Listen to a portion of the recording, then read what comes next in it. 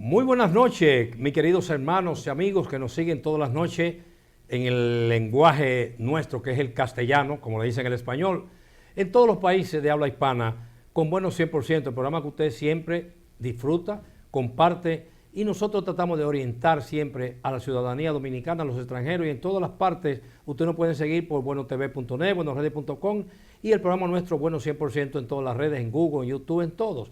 Porque es bueno siempre que ustedes tengan muchas orientaciones, que programas como este son los especialistas en dar opiniones y orientaciones. Siempre, como siempre, tenemos a finales de cada mes un gran invitado, que es una persona con una preparación intelectual excelente, un hermano, un amigo, un excelente comunicador y excelente abogado también. Nuestro queridísimo hermano Mario Fernández. Mario, bienvenido como siempre aquí a fin de mes. Gracias, porque gracias. no solamente se cobra a fin de mes, hoy estamos a 30, sino que a fin de mes normalmente las personas se van edificando contigo y cuando comienzan el mes, entonces ya dicen, no, yo vi con esto, con Mario y esa cosa. Y está caliente el asunto porque se está hablando mucho. Yo comenté de ti la crítica que salió en un periódico del procurador que designa fiscales electorales. Estuve viendo que hay posibilidad de fraudes electorales, tanto en la de ahora, que son para elegir los regidores y los síndicos, como las elecciones que venideras muy pronto. Yo quiero que tú siempre le expliques a nuestro público, parte por parte, para que ellos vayan entendiendo y no vayan a pensar que este programa y tú lo que vienes aquí a acabar, sino a orientar. Adelante, esa cámara son suyas. Bueno, lo primero que tenemos que agradecer la invitación que nos formulas y compartir este tiempo con los amables televidentes. Nuestro país, por aproximadamente unos 15 años, ha estado pendiente de una legislación, de una nueva normativa en el orden electoral. La ley de los partidos políticos, la nueva ley de régimen electoral, finalmente fue aprobada entre principios del año pasado y el año antepasado, finales del año antepasado, la ley de partidos políticos. En esa virtud, esa nueva normativa pretende que tengamos algunas sanciones a los delitos electorales que tradicionalmente se han realizado en nuestro país. Nosotros sabemos que hay una cultura de fraude, una cultura de mercadear los votos, del clientelismo, del asistencialismo. Hay una maquinaria que se ha instaurado a esos fines. Hay unos encargados de logística. Esa logística hay que ponerla entre comillas, porque la logística usualmente tiene que ver con no solamente llevar a la gente a votar, sino de incentivarlo con una propina, con unos 500 o unos 1000 pesos, dependiendo de la hora y de la premura que tenga el candidato. Y todos sabemos que la realidad es que el que va a pagar por un voto va al gobierno a hacer cosas indebidas.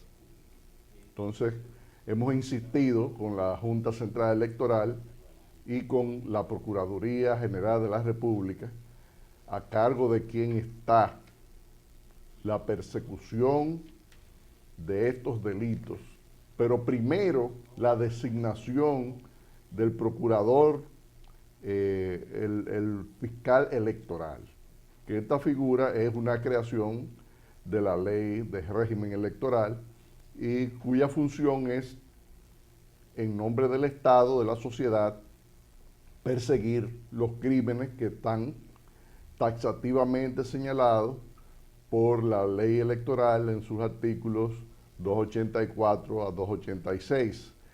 Y en ahí hay sanciones que tienen que ver desde 6 meses de prisión hasta 2 años. Y hay multas que van desde 1 o 2 salarios mínimos hasta 10 salarios mínimos del sector público. Por consiguiente, en este proceso electoral, si se dan las prácticas que se han dado en los anteriores, incluyendo las primarias recién pasadas, nosotros esperamos ver consecuencias. Que por primera vez, tanto el que lo compra como el que lo vende sean sancionados, porque el delito tiene que ver no solamente con el que sale con los recursos del Estado con un saco a comprar a todo el que se encuentra en el camino para que vote por lo que le interesa, sino también por aquel que le pone precio a su dignidad y el día de las elecciones se está cotizando en una esquina diciendo que si a mí no me buscan lo mío no voy a votar. Entonces, ese tipo de prácticas tenemos que descontinuarlo como sociedad, porque el país no puede exponerse a que con los recursos del Estado se convenza a una persona de que vaya a introducir un voto manipulado. Nosotros sabemos que hoy en día nuestra sociedad tiene muchas cosas. Tenemos una cantidad de riferos que están en el Congreso Nacional, pero en el país hemos comprobado que existe un narcotráfico y un microtráfico muy intenso.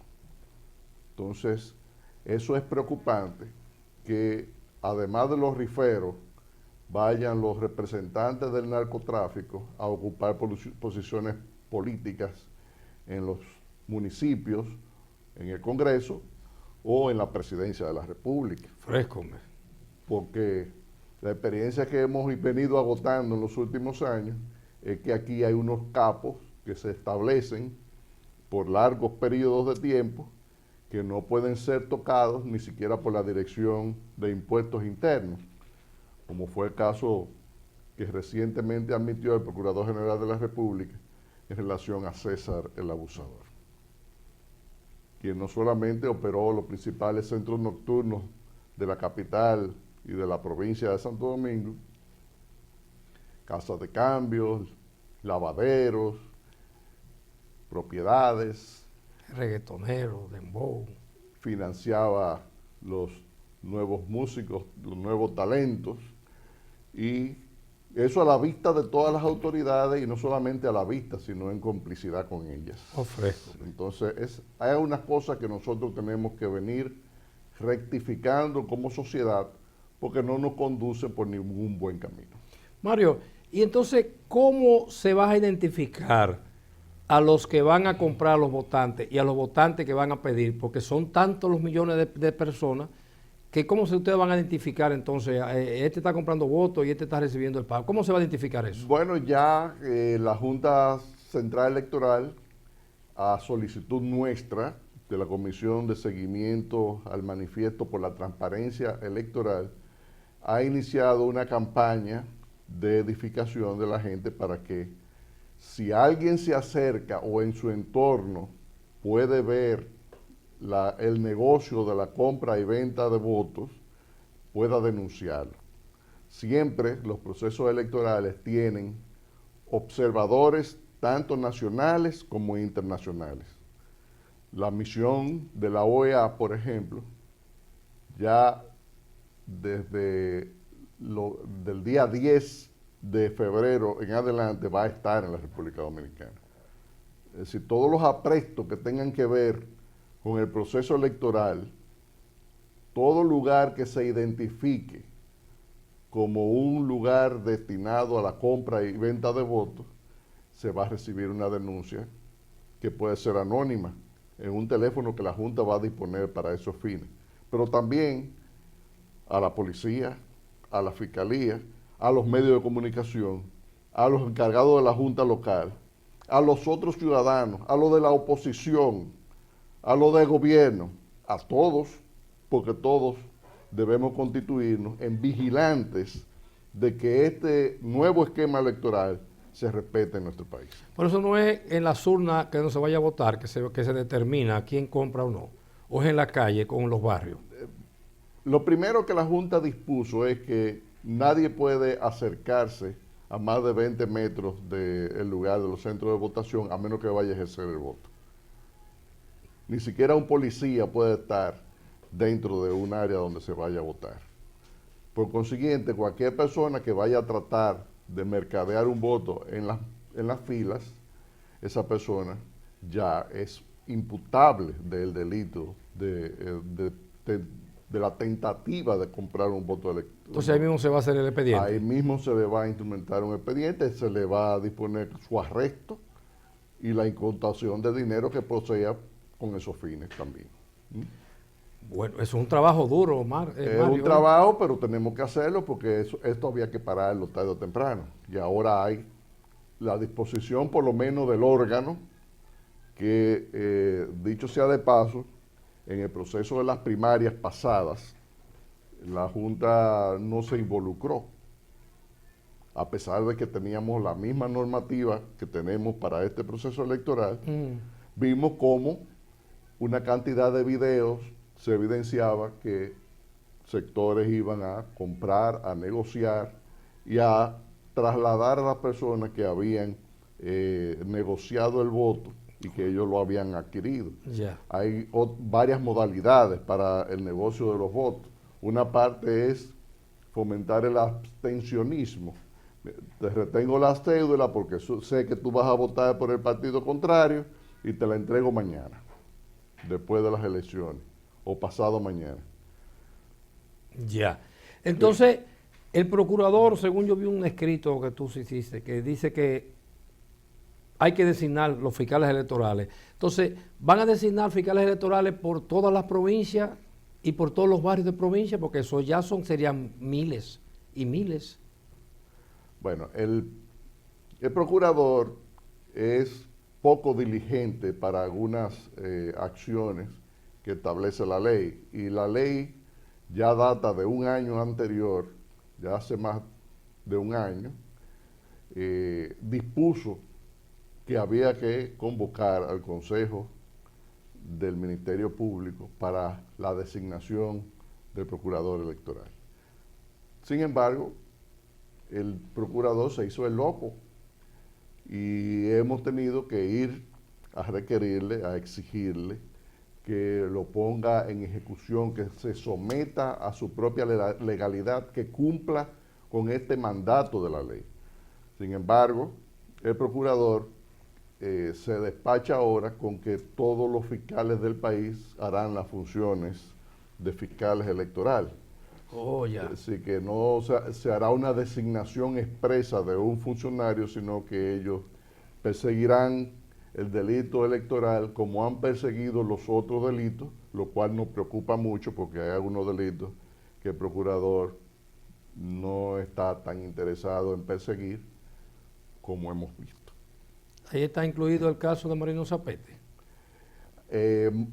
Antes que ese está el caso de Andino Peña, por ejemplo, que fue denunciado Por la periodista. por la periodista Alicia Ortega, y luego el manejo de 11.500 millones de pesos a cargo de el candidato hoy del Partido de la Liberación Dominicana y entonces ministro de Obras Públicas, que grado a grado, sin licitación y al margen de la ley, dispuso de esos fondos para favorecer a un grupo de 26 empresas en partidas de hasta 300 millones de pesos para cada una de asfalto a granel, sin establecer ni lugar ni especificaciones de ese material en muchos casos, de los cuales muchos resultaron ser convocados posteriormente para la campaña de colecta de ese mismo funcionario que terminó siendo el candidato presidencial del Partido de la Liberación Dominicana. Entonces eso lo van a archivar, eso de él. Eso no se puede archivar porque ni siquiera se ha iniciado un proceso. Pero entonces un candidato para ser presidente de la República, si va y gana las elecciones, entonces ¿qué va a pasar con eso? Ya él tiene, por lo menos tiene 2 expedientes antes de llegar a la candidatura. Porque el primero fue de los 11.500 millones de pesos. Y el segundo es al que tú te refieres, que es el que denuncia Marino Zapete, que habla de que una hermana, precisamente del procurador, suscribió unos cuantos contratos por un monto que supera los 1.000 millones de pesos, también otorgado bajo la modalidad de grado a grado, es decir, sin ningún tipo de licitación y al margen de la ley también, en violación a la ley. Pero se ha rumorado que la esposa del juez que está conociendo el caso de Marino Zapete es una funcionaria de la Dirección General de Impuestos Internos, ¿eso es cierto? En el curso del conocimiento de este proceso, la mayoría de las pruebas que presentó el periodista Marino Zapete fueron excluidas del expediente, a pesar de que se trata de un proceso de acción privada. Porque es difamación e injuria, ¿no? Exacto, en la que el Ministerio Público no tiene participación ni el juez tiene que autorizar el recibir las pruebas, sino que las partes de manera espontánea aportan al tribunal cuáles serían las pruebas que usarían en su defensa. De los 6 testigos que él propuso, 5 se lo descartó. Oh, fresco. Y de las pruebas, la mayor parte de ellas las excluyó. ¿Y qué va a pasar entonces? Entonces, Marino Zapete presentó los documentos certificados en original, tanto por el Ministerio de Obras Públicas como por la Contraloría General de la República, donde demostraba que estos contratos se hicieron y que fueron firmados por la hermana del procurador, pero además que de esos recursos se dispuso una suma de entre 70 y 90 millones de pesos que fueron a la campaña política del actual presidente de la República, Danilo Medina. Ay, Dios mío. En el año 2016. Yo estaba viendo ahí que la hija de Fujimori la metieron de nuevo presa por el caso de la corrupción de Odebrecht. Sin embargo, aquí no se ha visto ni se va a ver nada de eso. ¿Qué tú opinas al respecto? Porque el problema de nosotros fue que primero se secuestró la justicia para luego incursionar en las prácticas dolosas que hoy vemos que se cometen de manera impune y que no hay ninguna consecuencia por estos delitos que se cometen contra todos los dominicanos. Lamentablemente esa es nuestra realidad, a diferencia de Brasil o Perú y otros países donde hay gente presa, se está llevando un proceso serio. En la República Dominicana, por decisión de la Suprema Corte de Justicia, el caso Odebrecht vuelve a primera instancia. Eso por 20 años más. Faltando menos de 10 meses para que este caso perima, porque va a tener más de 3 años en conocimiento de la acción penal, no va a dar tiempo para que ningún tribunal pueda iniciar los interrogatorios de las partes ni iniciar el procedimiento, porque ya va a estar concluido la fase del proceso que permite la ley. Pero cuando eso se inicie va a durar más de 20 años entonces con los cambios, los incidentes y todo. No se va a iniciar porque el propósito fue deliberadamente, primero no imputar a los verdaderos responsables de los sobornos. Para que no hablen. Para que no hablen, para que no darle ninguna fuerza al proceso, tampoco hacer ningún tipo de investigación que le diera fundamento al expediente. Ni ir a Brasil a buscar las pruebas, sino simplemente hacer un expediente de la gata para que los jueces chotearan con él y hicieran lo que le diera la gana, como finalmente se sacó al senador por San Cristóbal, se le dejó a ese en la Suprema Corte de Justicia con su jurisdicción privilegiada, y presidiendo la Suprema Corte de Justicia, quien era el jefe de campaña de ese imputado. Ustedes están escuchando brevemente, ¿verdad?, para que asimilen todo lo que este señor está diciendo, que son realidades que usted tiene que asimilarlas. Vámonos a una breve pausa y cuando retornemos continuamos con nuestro gran invitado Mario Fernández aquí en Bueno 100%. Adelante, mi querido Cristian.